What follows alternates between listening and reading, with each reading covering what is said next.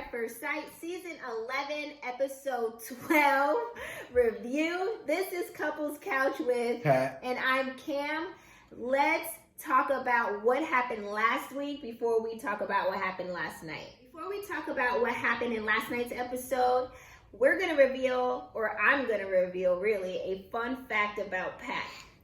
So if you want to know a fun fact about Pat, stay tuned to the end of the video. I got a surprise for y'all. Let's recap episode 11.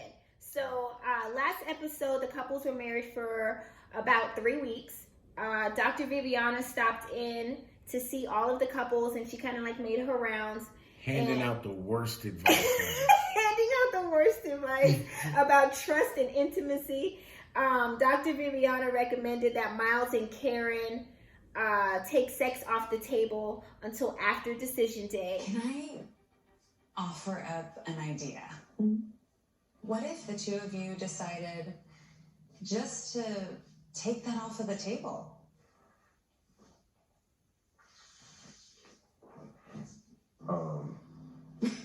Yeah. Just until maybe after final decisions are made. The prospect of sex seems to be a roadblock for Karen and Miles.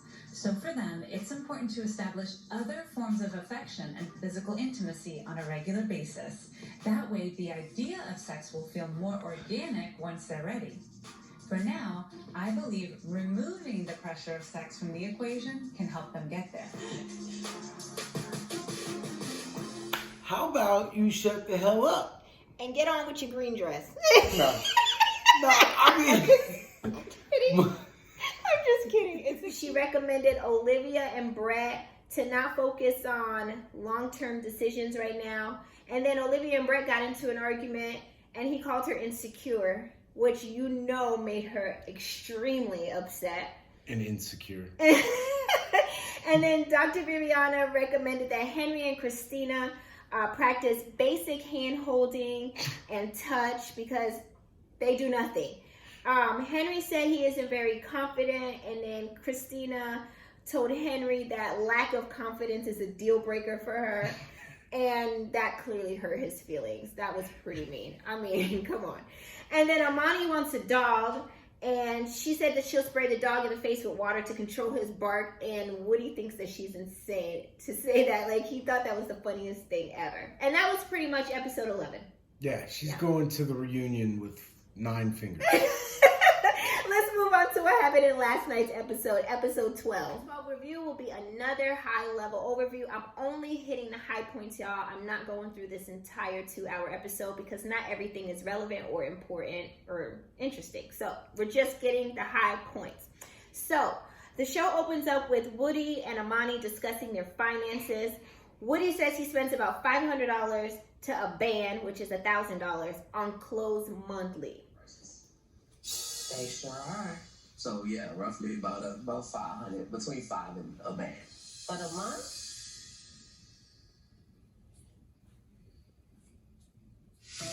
When I do go shopping, I go on a spree. You work hard for your money, so you may as well spend it. I can't die with it. So, sky's the limit. Whatever I want to buy, I'm gonna buy it. $500 in stuff, probably could get a pair of jeans and a shirt. Not even no shoes. I understand that both of us like nice things, but between the two of us, Woody definitely spends money more frivolously. I mean, even Amani felt like, dang, $1,000 on clothes, and he was like, well, I could go in there and get a pair of pants and a shirt, and can't even get shoes with $500. Like, what? You buy one shirt for $250? Okay. Ross got the same stuff. Okay.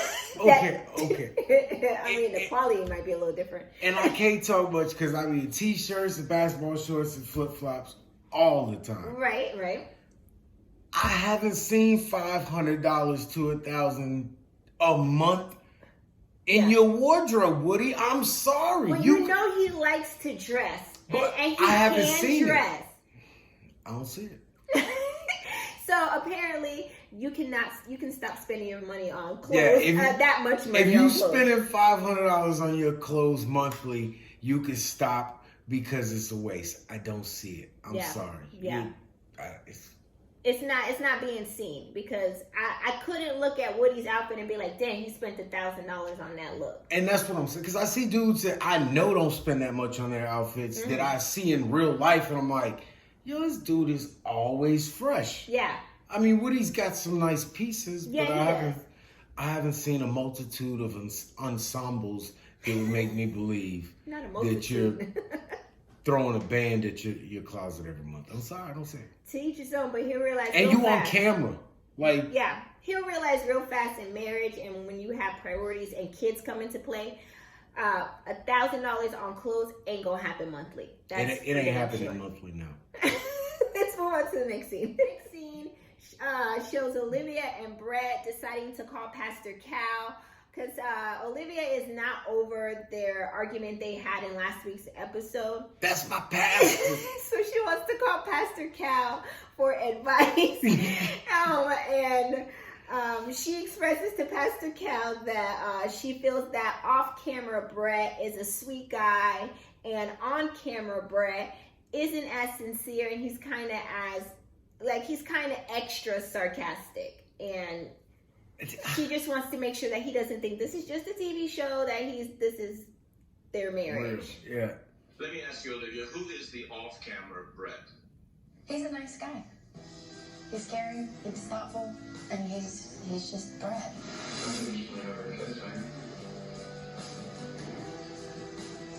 A couple of times.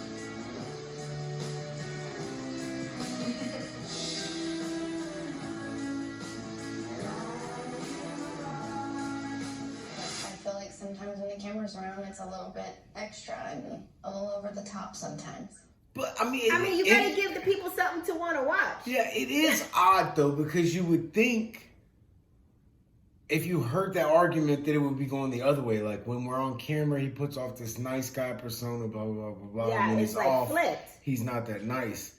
Which leads me to believe, he's just trying to get to another spinoff. He probably want to make it to couples camp. Yeah. And I just think Brett is just trying to give people something to watch, and he just seems like he tries to be funny anyway all the time, and maybe when he gets an audience, i.e. production, he tries to be extra funny. And I would. And maybe when they're off camera, he's like, there's nobody to really entertain, so I'm just chill. I mean, we don't even have a camera crew. We got, and I'm different. I'm different. Okay? Right, because he's not walking around saying half of this stuff all the time. Like, we don't have that kind of energy all the time. So you give me a camera crew and... Yeah, then he's really going to act the ass, y'all. Oh, don't even know nobody. Can you imagine? So, yeah, I see Olivia's concern, but I also see why Brett, what are you doing? Why Brett would be the way he is. If I was famous. Oh, you would be acting up. No, I would be caring and charitable and responsible. And spending a ban on outfits? A band? I won't leave the house without a band on. Are you kidding me, bro? That's how I know he ain't spending a band. I'm just playing. Let's move on to the next scene. Next scene, Bennett goes to meet up with his sister for lunch, and she brings her, as she calls it, pissed off stuffed duck named Yoop, who she claims has been asking about Amelia and Bennett constantly, to the point where she can't shut him up about it. Duck, who is a curmudgeonly, aggravated, and miserly fellow. Thanks for bringing you. It's good to see you. Yeah. You has been asking about Bennett and his new wife constantly. He's like, I can't shut him up about it. So I thought it would be a really sweet surprise for Bennett, who used to live with you, to reconnect. So Yoop was there. Nope. And I feel like because Yoop was there, it's only fair that Bluey comes out, because Bluey has been asking me constantly about what the fun fact is about cats. So much so I can't shut her up about it. I'm not going to act like these two. You can act like these two things are real, but I'm not going to sit here and act like these stuffed dolls are real. So the fact that she brought Yoop to lunch and her and Bennett sat there and had lunch, and she even ordered for you too. Right. Who gonna pay for it? Who's paying for You's meal? I have a problem paying for other people's meals. I'm not gonna. I don't even care if it's a side of bacon and a glass. I'm not paying the $1.25 for this. It's not real. I mean, the waiter was looking like, okay, we're really ordering food for you. Yeah. I am done. I mean, Bennett, Amelia, his sister, and Yoop are the weirdest group of people. Yoop was not a person, but it's just the weirdest setup. And they dead ass serious too. Like, she's serious. Yeah, I'm sorry. I'm hearing Bluey is saying something. I think it's time to move on to the next scene. Next scene shows Henry inviting his friend over to their apartment to discuss his issues that he's been having with Christina.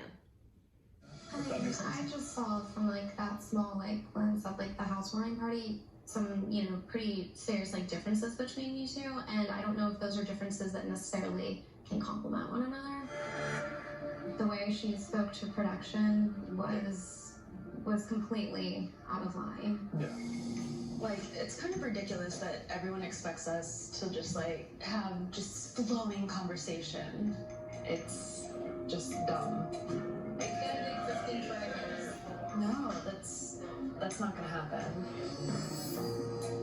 I don't know what it is about this girl, but Henry seems so at peace and comfortable talking to her. Like, I didn't see any bit of nervousness or anything. So I hate to say it, but maybe he should have been with her. I don't think that would work for the. He should definitely make her his side chick. Not the main. Side chick. When can we start setting up relationships as main and side? This is horrible. When the experts started setting up people that clearly have no business being together. Oh my God. Well, whatever the case, his friend isn't a fan of Christina, and it's clear. She doesn't feel like her personality complements Henry's personality, and I mean, I don't see any lies. I don't either. I don't know why they haven't been together. Maybe she's with somebody, but they got chemistry. He talks.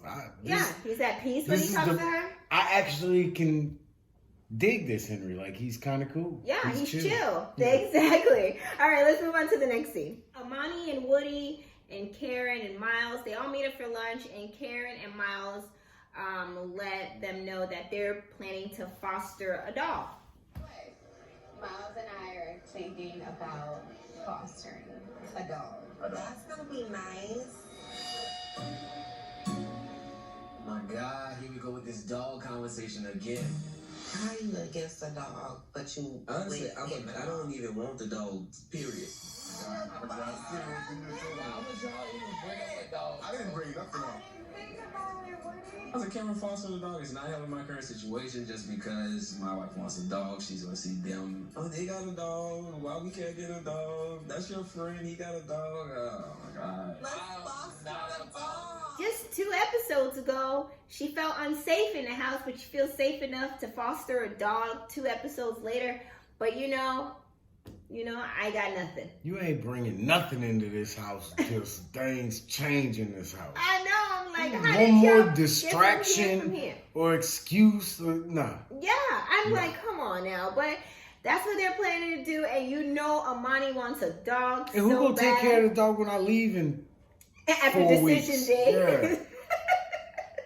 Staying around here Split with you. custody. I'm not split. I don't want to see you no more. I'm sorry, but I feel Woody. I'm not a dog person. Patrick is a dog person. He had to get this dog. You are a dog person because we have a dog. He has a dog. I just live here with him and his dog. I wish that were true. Anyways. That's my dog. That's my dog, man. Next scene, Christina invites her friend over to the apartment to talk about her issues with Henry. And she goes into the conversation about how she feels like maybe it's too late for her and Henry, and he probably just friend-zoned her. Maybe it's too late. What do you mean it's too late? I don't know. Maybe he just sees me as a friend. Really? Yeah. I don't think I've ever said that out loud before. It's crossed my mind a few times over the past month. But it's a little bit of a surreal moment to actually hear myself say it. Please believe me, there's people who definitely want to marry me, but like, I don't see the want from him. Yeah. So she goes on to say that there are people who want to marry her, but Henry doesn't show that same want like those people have. So why didn't you marry them? Because there ain't no them. You're making up a whole story in your mind that there's people who want to marry you, but here you are at married at first sight. I'm so confused. And you couldn't even find nobody to rent you an apartment. You homeless. Who lives out of her car? Like, But she's a stewardess. I know stewardess, and they have homes. When's the last time you heard the word stewardess? Flight attendant. You are old for real. By the way, Patrick did just turn 40 yesterday, so he's showing his age. Straight out my 30s. I don't know about Christina. I just feel like she goes back and forth about how she feels about Henry, whether one minute she likes him and she can see herself with him, and the next minute she's like, I think he friend-zoned me. Like, y'all are too all over the place. That's why y'all can't connect. Next scene shows Bennett and Amelia. They're out hiking, and Bennett reveals that he told Amelia that he loves her. You, footsteps away, right down there, I told Amelia for the very first time that, I love her. Me. Yes. And I haven't gotten much of a response yet. But we're having a good time. I love you too. You do? Really? Wow.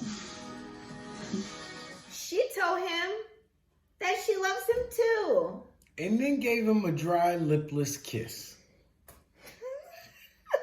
Let's move on to the next scene. Final scenes of this episode shows the couples receiving their 1-month gift baskets from the experts. And the gift baskets have their wedding album, their wedding day video, and it also has like their framed vows. So Christina is looking at their album with Henry, and she makes a snarky comment saying, oh, these were better days before we really knew each other. Aww. Before we knew each other. Better days, huh? I'm checking. Christina and I have gotten to know each other a decent bit over the past month, and I've noticed that sometimes Christina makes these little comments where she says she's joking, but I could tell a lot of the time that there's some truth to it. Why does she always have to do this? Like, that's why I say I can't with her.